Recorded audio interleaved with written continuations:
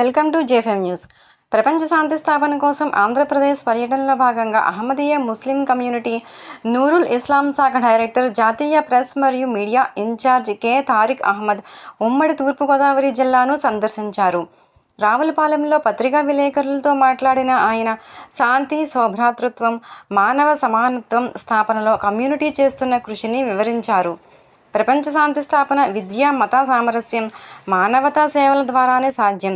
అందరినీ ప్రేమించండి, ఎవరిని ద్వేషించవద్దు అనే నినాదంతో మేము ముందుకు సాగుతున్నాము అని ఆయన స్పష్టం చేశారు. ఈ సందర్భంగా జిల్లా అధ్యక్షులు షేక్ సుల్తాన్ మాట్లాడుతూ, ప్రపంచం నేడు క్లిష్ట పరిస్థితిలో ఉందని, అన్ని మతాలను, సర్వధర్మ అవతార పురుషులను గౌరవించడం ద్వారానే శాంతి స్థాపన సాధ్యమని పేర్కొన్నారు. సెప్టెంబర్ 15 నుండి 17 వరకు కోనసీమ, మలికిపురం, రాజమండ్రి, ముమ్మిడివరం ప్రాంతాల్లో విద్యా సంస్థల్లో ప్రపంచ శాంతి స్థాపనలో విద్య పాత్ర అనే అంశంపై సెమినార్లు నిర్వహించనున్నారు. 215 से ज्यादा मुल्क में ये जमात कायम। जमात अहमदिया के सुप्रीम हेड हजरत मिर्जा मसरूर अहमद साहब पिछले 18-19 सालों से दुनिया को ये तवज्जो दिला रहे हैं कि ये दुनिया के साथ तीसरी आधुनिक जंग की तरफ बढ़ रही है।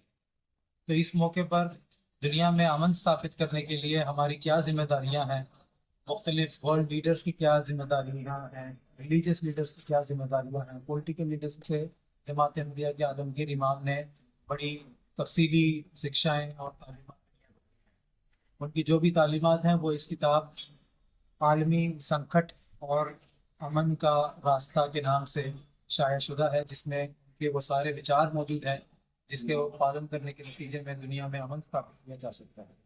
इन्हीं विचारों को लेकर हम यहाँ पर सुबह आंध्र प्रदेश में डॉक्टर BR अम्बेडकर कोनसीमा ज़िला में पीस कायम करने के लिए मुख्तलिफ प्रोग्राम्स हमने मुनक़्क़िद किया है। इसमें ख़ास तौर पर इस ज़िले के जो कॉलेजेस हैं वहाँ पर हमने सेमिनार्स मुनक़्क़िद किए हैं, जिसमें ख़ास तौर पर నా పేరు మొహమ్మద్ జావేద్ అహ్మద్ పాషా. నేను అహ్మదీయా ముస్లిం కమ్యూనిటీ ప్రజా సంబంధాల అధికారి దాన్ని సేవలు చేస్తున్నాను ఆంధ్రప్రదేశ్ రాష్ట్రానికి. అహ్మదీయా ముస్లిం కమ్యూనిటీ వ్యవస్థాపకులు హజరత్ మిర్జా గులాం అహ్మద్ గారు 1889 సంవత్సరంలో ఈ కమ్యూనిటీ స్థాపించడం జరిగింది. వారు కమ్యూనిటీ స్థాపన యొక్క ప్రధానమైన ఉద్దేశాన్ని ఏమన్నారంటే, దేవుడికి దాసుడికి మధ్యలో ఈ ఆధునిక కాలం వల్ల ఏదైతే వ్యత్యాసం ఉంటుందో దానిని పునర్నిర్మించడానికి రావడం జరిగిందని చెప్పడం జరిగింది. ఆ యొక్క బోధనను అనుసరిస్తూనే సర్వ మానవులు, సర్వ అవతార పురుషులను మనం పరస్పరంగా గౌరవించినప్పుడు మాత్రమే మనం ప్రపంచంలో శాంతి స్థాపించే లక్ష్యంతో ఈరోజు అహ్మదీయా ముస్లిం కమ్యూనిటీ దాదాపు 200 పైగా దేశాల్లో ఈ శాంతి కార్యక్రమాలను నిర్వహించడం జరుగుతుంది. నేడు 5వ ఖలీఫాగా ఇప్పుడు ప్రపంచవ్యాప్తంగా అహ్మదీయా ముస్లిం కమ్యూనిటీ ఖలీఫాగా హజరత్ మిర్జా మసరూర్ అహ్మద్ గారు సేవలు అందించడం జరుగుతుంది. వారు ప్రపంచంలోని అనేక పార్లమెంట్లలో వారు శాంతి స్థాపన కొరకే ప్రసంగాలు చేయడం జరిగింది. అహ్మదీయా ముస్లిం కమ్యూనిటీ నినాదం అందరినీ ప్రేమించు, ఎవరిని ద్వేషించకు.